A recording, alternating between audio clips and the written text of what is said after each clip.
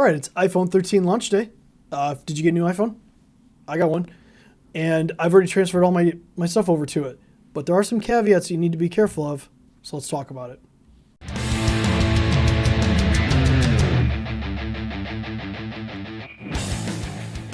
Hi, I'm Chris Burns from Techie Gurus. Welcome back. You wanted the new iPhone. I got the new iPhone. But I had some problems today, and I still have problems, so let's talk about where we go from there. So the first thing you want to do when you get a new phone is you want to back up your old phone. Now, most people with Apple will probably use iCloud backup, where you back up everything. That way you can restore your new phone. Apple gives you the option of actually syncing your phone across from another phone that you already have. I don't like that. It's been problematic in the past. I tried it today. It was actually problematic today. Restoring from an iCloud backup is the best way to do this. One thing you want to do next, though, is don't wipe your old phone. That's the last step we're going to do there. Do not wipe that phone. There are passwords on there that we need to manage. So that'd be number 3, is we want to make sure that we're getting all the passwords on there.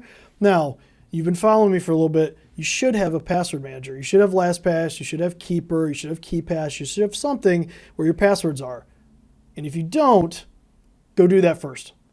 Like literally, go right now. Download one of them, whatever, sign in, do it. Okay, now you're done with that, right? The next big thing is if you use multi-factor authentication or two-factor authentication, this is a big one. You need to be able to move that to your new device. Now, if you're using Authy, you can authorize a new device relatively easy with a password to do that. Now, if you're using Microsoft Authenticator or you're using like a professional one like Duo, that's a little trickier. Microsoft Authenticator will require you to log into your Microsoft account.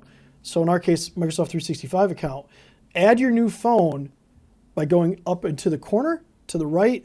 You click on My Account, Security Info, add an authentication mechanism, a method, and you want to add your new Authenticator app from your new phone.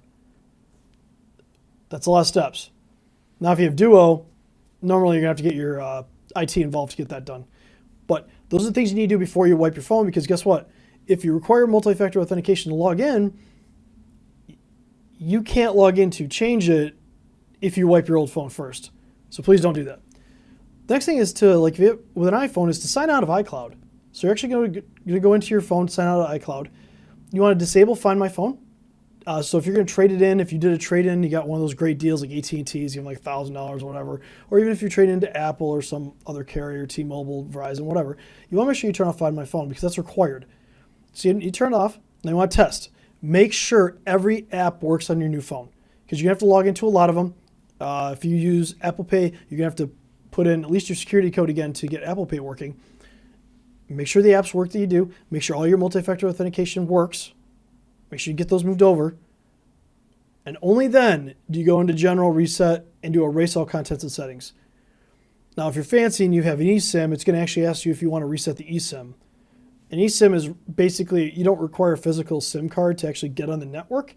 So like the little nano SIM that you normally see, you can do it with an eSIM with an iPhone, I think newer than like a 10. So once you do that, you've gone nuclear. Enjoy your new iPhone. Enjoy the performance. Enjoy the battery life while it lasts, before the battery degrades. And keep in mind,